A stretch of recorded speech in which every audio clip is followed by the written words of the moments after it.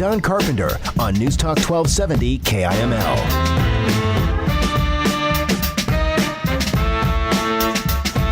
News Talk 1270 KIML. I hit the wrong bumper music, but that's all right. I wanted to hit the one. It's funny. I always hit the ones that have the phone number when I don't want to, and when I want to, I hit the wrong ones. But in studio, we actually got here a little bit early, and I want to thank you for joining us. We have Liz Cheney. Well, thanks. It's great to be here. Thanks for having me, Don. It's. I've mentioned this earlier, and I've never really had such a. I haven't been in radio for that long, and I've never really had such a high profile guest on any of my shows. So it's kind of exciting. Well, it's exciting for me to be here, and I'm really thrilled that we're able to come in this morning. So thanks for having me. Well, and thanks for being up this early. I know it's tough getting guests this early in the morning. So I have 5 kids. So. Well, okay, that is true. Early most days. that is true. Luckily, mine is almost grown now, so I only have one, and it's. I remember those days. Yeah. Being up all night and still have to get up at 4 o'clock in the morning. Exactly. So, what brings you to Gillette? Well, I'm here for a couple of different things. I'm talking to people around town, obviously about my campaign, talking to folks about the issues facing Wyoming. I'm going to have a chance to tour Black Thunder coal mine and also the Dry Fork Power Station while I'm here, and looking forward to that very much. And just meeting people, talking particularly on this trip about, obviously, the energy industry, the challenges facing the coal industry in particular, and what we can be doing out of Washington to help really fight back against President Obama's war on coal. And a few weeks ago, I was actually fortunate enough to tour the Dry Fork plant. And wait until you see this. You will not believe this place. I mean, it's unbelievable how technologically advanced it is, and it's a really good example for the rest of the industry. And like you said, the president's war on coal just overlooks places like Dry Fork, and it overlooks places like Gillette. And I'm glad that there's high profile people out there kind of putting us on the forefront and showing that, it's not such a bad thing, this coal. No, I think, look, we've got to win the war on coal. This president clearly would like to see the coal industry die. And his environmentalist allies, he's given them everything they want. If we want to be able to protect the coal industry, to make sure that it thrives in the future, we got to fight back. And the only way we can fight back is by mobilizing people all across this country, by explaining to them, listen, if you like electricity, you need to be on our side in this war on coal. And we can fight back. We can push back these regulations. We can push back the EPA in particular, but it's a war. We need to treat it like that. And we need somebody in Washington, frankly, who's got a strong voice, who's willing to lead on this issue. And it's not even really, the coal issue really doesn't even kind of break up into partisan issue either. I mean, you have Senator Manchin from West Virginia, and I've mentioned many times in the show that my mom's from West Virginia, and my grandfather was a coal miner there. And it's not just a war on just Wyoming, but I mean, it does strike us especially hard because it's such a big part of our economy. No, that's right. I mean, it clearly, Wyoming's the largest coal-producing state in the nation. The president's policies, if they're allowed to continue, are going to be devastating for us here. But these policies are going to be devastating for the rest of the country, not just for Wyoming. Somebody said to me the other day, you talk about a war on coal. It's a war on fossil fuels across the board, and in many ways it becomes a war on Wyoming because the resources that we have here mean so much to us, mean so much to our economy. And the potential in terms of what we could be doing if the federal government would, frankly, get out of the business of trying to stop coal, trying to stop fossil fuels across the board, it's huge lost opportunity and lost potential for us economically. And I've also noticed that there's been a second wave of attacks on fracking, and that's kind of a secondary thing around here. But I've learned in the past week or so that even in this area, there's still a good bit of fracking going on, and there seems to have been, like I said, a second wave of attacks on fracking, and that's also part of this big war on fossil fuels, and it really is, it's damaging to the entire country. Right, it is. I mean, the new technologies, relatively new technologies like fracking, horizontal drilling, enable us to get access to unbelievable to the resources we never could have imagined previously. And when you think about what it would mean to us if we were able to become energy independent, we have that potential. And what that would mean for us on an economic basis in terms of the growth in the economy, the jobs that would be created. I mean, it could be an economic renaissance. And the president's policies very much are to stop that. And he likes to, claim, an increase in drilling permits. Well, we've had a 70% decrease in those permits in the Rocky Mountains, largely because we've got so much federal land here. But it's this president is not doing anything, frankly, except trying to block our access to the resources that could make such a huge difference for us. Now, and it's interesting that you brought up the federal lands, because that does make us a little bit different than pretty much every state east of us, especially North Dakota. I mean, you see the big boom they're having with natural gas. That's all on private land. And the administration tries to take credit for that, but it's actually in spite of their efforts. Yeah. No, it's a huge issue for us here. And, I think in many ways it makes Wyoming ground zero for what the president is trying to do, because we are affected disproportionately by policies coming out of Washington. When you've got so much of our land owned by the federal government, when you see, companies that take a look at Wyoming and then they say, well, you know what, maybe the Bakken makes more sense for us because it's a heck of a lot easier to get permits there than it is here. They don't have to deal with the federal government the way we do. So it's an issue that, frankly, I think requires a real determination to roll back the federal government encroachment across the board in our lives, whether it is, the EPA's regulations that are killing our fossil fuel industries, whether it is what the EPA and other agencies are doing to our ag sector. I mean, it is across the board. The country's going down a path that is very much moving us away from frankly, where we've been prosperous in the past and successful in the past, which was limited government, low taxes, getting back to the idea that the government that governs best governs least and governs closest to us, and rolling back some of the massive power grab that's gone on in Washington, especially in the last 4.5 years. Yeah, and I don't think you would get a whole lot of argument with that point of view around here, especially. If you were elected, what exactly would you be able to do to kind of help out this area and the fossil fuel industry in general? Well, I think what you've got to do is have as your top priority focusing on where can we repeal bad regulations, frankly, where can we repeal bad laws. I don't look at the job of senator as, I'm going to go back to Washington and look for ways that I can pass a bunch of new laws. I think we got plenty of laws on the books, probably too many. We've got an explosion that's happened in regulation that some people don't. People understand the burden that's being placed on them, but the extent to which bureaucrats in Washington are able to control fundamental aspects of our lives and our freedoms has got to be stopped. I would clearly be pushing for a moratorium across the board on regulation. I'd be looking for agencies we could shut down. I'd be looking for parts of, bad legislation like the Clean Air Act and the Clean Water Act that we could repeal and push back. I don't think that we ought to be regulating CO2 as a pollutant. It's not a pollutant, and it is that fact that has really allowed the EPA to come in and begin to destroy the coal industry. So I think across the board, there are many things you can do if you're willing to stand and fight. And for too long, we've just sort of said we're going to go along to get along in Washington. People say, gosh, don't rock the boat. My view is that the challenges that face this nation across the board are just simply too dire for us not to stand and fight. Okay, well, we're actually up against the bottom of the hour break, so let's take a short one, and we'll come back, and I want to talk to you a little bit maybe about some of the differences that you have with Senator Enzi, and then, we'll get into some other stuff as well, and maybe we'll take a few calls. News Talk 1270, KIML, Don Carpenter Show. We'll be right back. For the latest on the show, follow Don on Facebook. Just search for Don Carpenter Radio. News Talk 1270 KIML.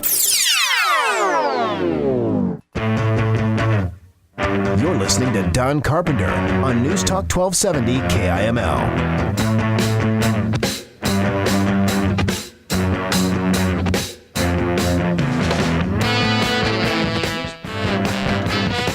News Talk 1270 KIML, Don Carpenter Show. I swear my mic button is sticky today, too. Mic's not turning on half the time when I hit the button. If you're just joining us in studio, we're talking with Liz Cheney, obviously running for Senate here in Wyoming.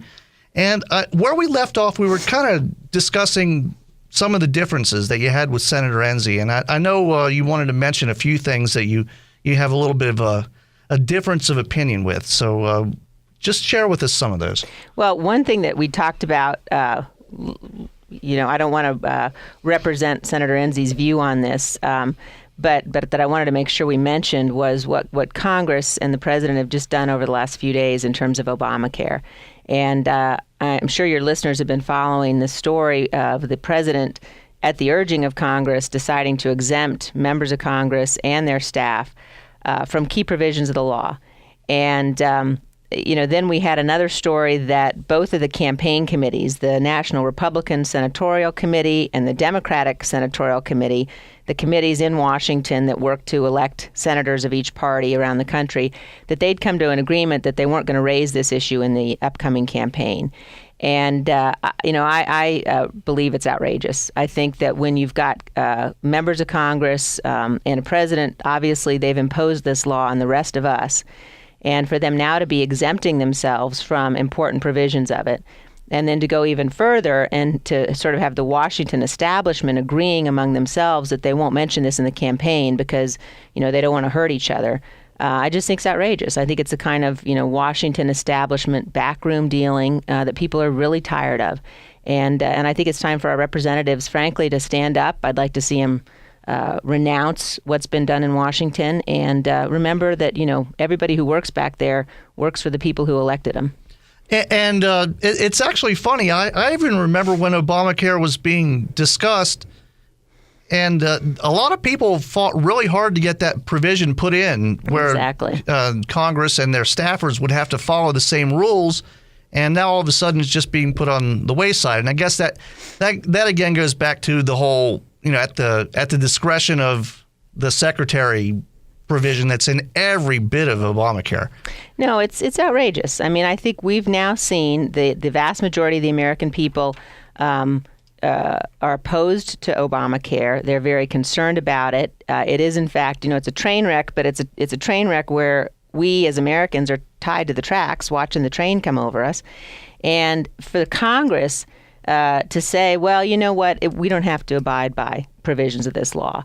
It's outrageous. And I do hope that we'll see our elected representatives stand up and say, listen, this is unfair. Frankly, this isn't the way democracy is supposed to work.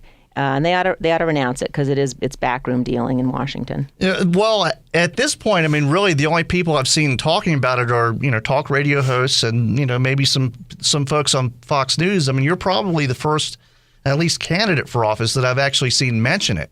I guess that's part of that whole, quote unquote, gentleman's agreement that they came to try to keep it as a, not an issue coming up in the election.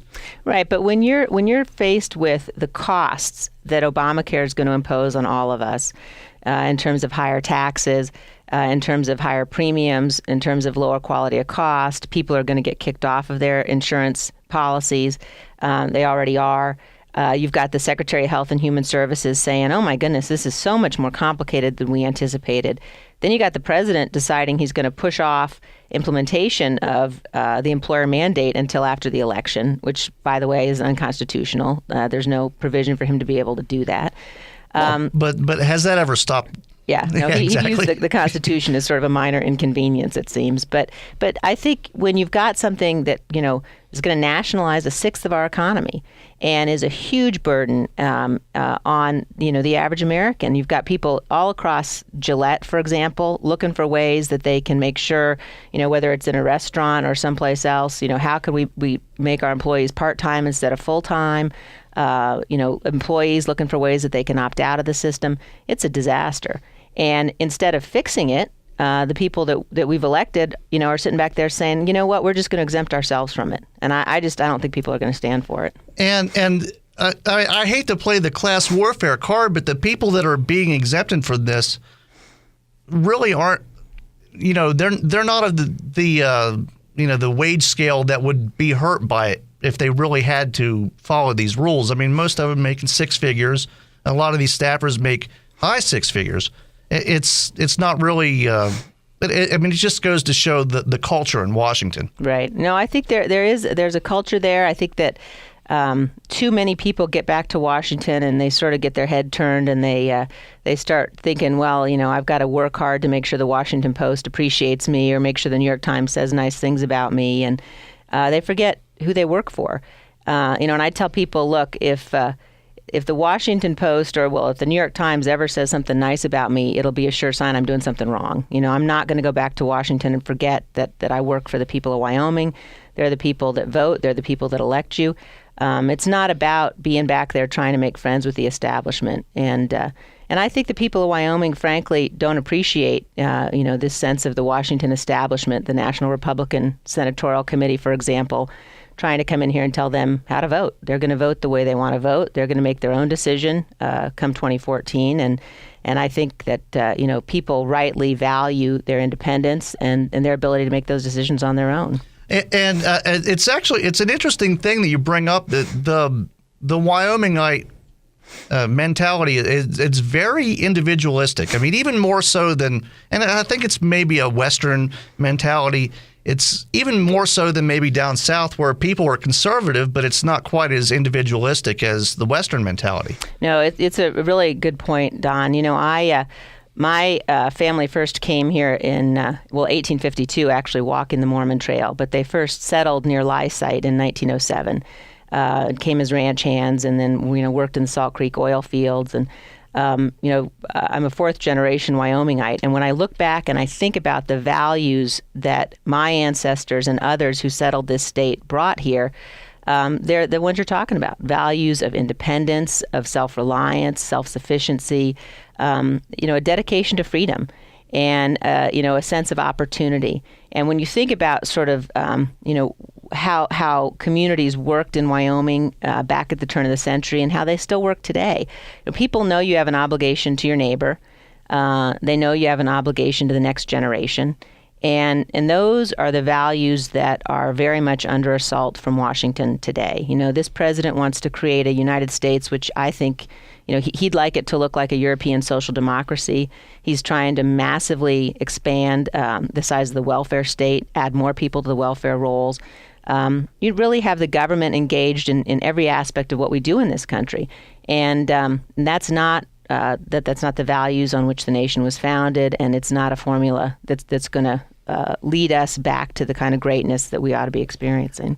And it's interesting that you bring up the European social democracies as well. They're not doing so well right now. I mean, you look at Spain, 25% unemployment, massive unrest, this kind of stuff going on.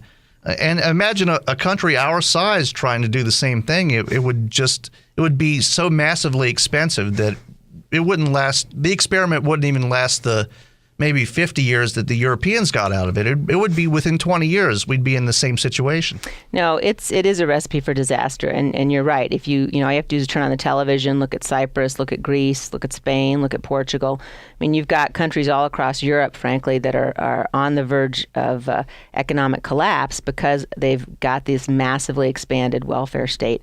And I would point out that while the president is doing everything he can to try to, increase the numbers of Americans on food stamps, for example, increase the welfare state, he is dangerously hollowing out our national defense. And that includes, frankly, cutting benefits to veterans who, have put on the uniform of this nation, who've gone and, fought on the front lines, and who come back and who deserve to be taken care of, and they deserve to have the kind of benefits that they were promised.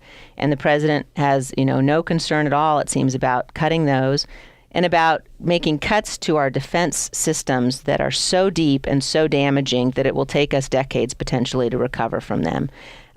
So his priorities, in my view, are very clearly out of whack, and it's why we need people that are going to stand up and fight back against what he's trying to do. That's actually a good place to take a short break. We'll come back, and I want to talk to you a little bit more about the national defense, and maybe we'll talk about this whole thing with Fort Hood, about how this is being classified as workplace violence.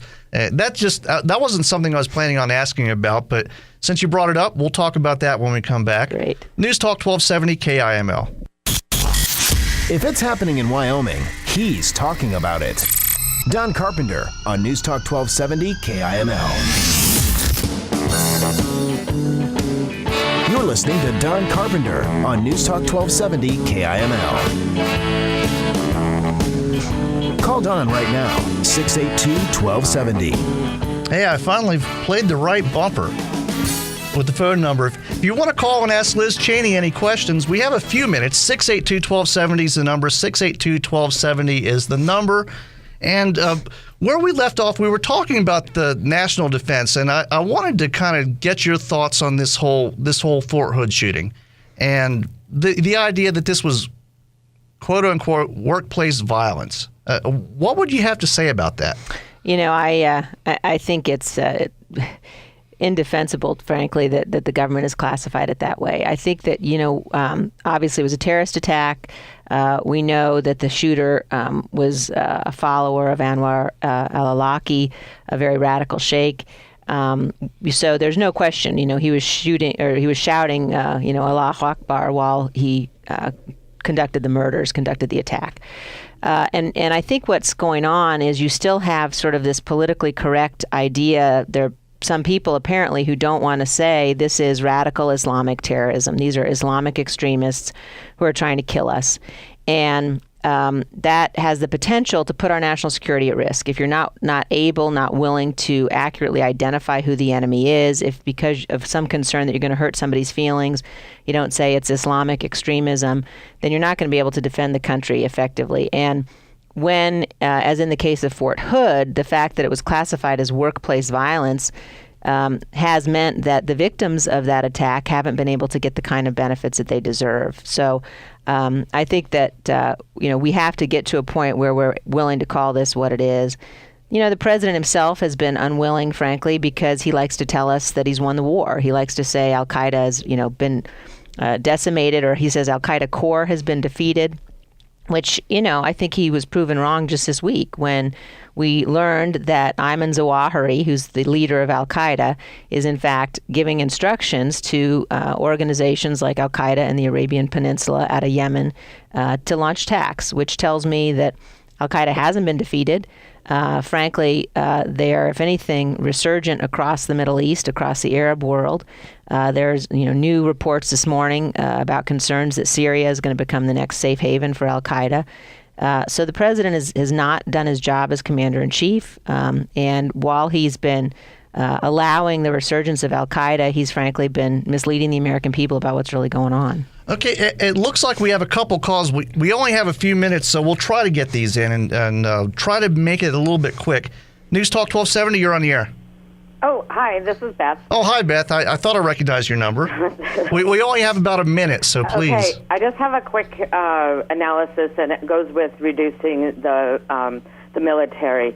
The sequester and these cuts for sequestered, I believe, and I just want your opinion on this, is that they were targeted to hurt the American people the most, to touch their pocketbook the most, so that the Democrats could say, oh, well, if the GOP would give us this, then you wouldn't hurt this bad. And also cutting the military as part of that to incite fear in the American people. And I'll get off the air so you can talk. Well, thanks, Beth, for calling in. And I think that you make a really good point. And I know, if you talk to, I've certainly talked to people in, federal agencies and the offices here in Wyoming who will just tell you straight out, yes, the instructions that we've gotten from Washington about the sequester cuts are make them hurt as much as possible. Now, I think that, the importance of cutting the budget is obviously something we all agree with, and it has to be done, and it's got to be done more seriously than it's been done so far. We've got to cut the debt. We've got to stop government spending.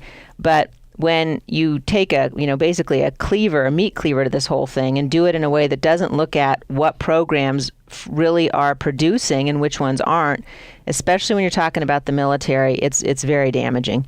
And I think that what's happening is we really are seeing cuts that are affecting our military readiness, and it's going to be very difficult for us to come back from that. It's going to be important, frankly, that we begin to make the kind of decisions about whether or not the strategy that we need to lay out to defend the nation is one that we're supporting through defense spending as opposed to hollowing out the force. And we only have about a minute left, so I figured I'd give you a chance to kind of make a little bit of a closing statement and just let everybody know, why they should vote for you. Well, thank you, Don. I appreciate that. No, I'm in this race because I care very deeply about Wyoming freedoms, Wyoming values, and because I'm very concerned about what's coming out of Washington. And we don't have the luxury to sort of sit back and wait. To say, well, we're going to ride it out for the next, almost 3 years of this president's term. If we do that, we will lose many of our freedoms. Our values will be put at risk. And my view is it's time for us to stop seeking compromise for the sake of compromise, that it's time for us to stand and fight for these values. We need to not worry. A lot of times people will say, well, if you're blocking the president's legislation, you're an obstructionist. And my view is at this moment in our history, with the radical nature of this president, stopping what he's trying to do to our nation and to our state isn't obstructionism, it's patriotism. And it's absolutely what's driving me to run. And I look forward very much to having the chance to talk to people all across the state and earn their votes one person at a time between now and the election next year. Well, I'm glad we got a chance to talk, and I'm sure we'll probably see you again sometime further on down the road. I want to thank you, Liz Cheney, for coming in, and I'm sure we'll see you sometime soon. News Talk 1270, KIML, Don Carpenter Show. We'll see you next time coming through. No crazy conspiracies, just good local talk. Don Carpenter on News Talk 1270 KIML.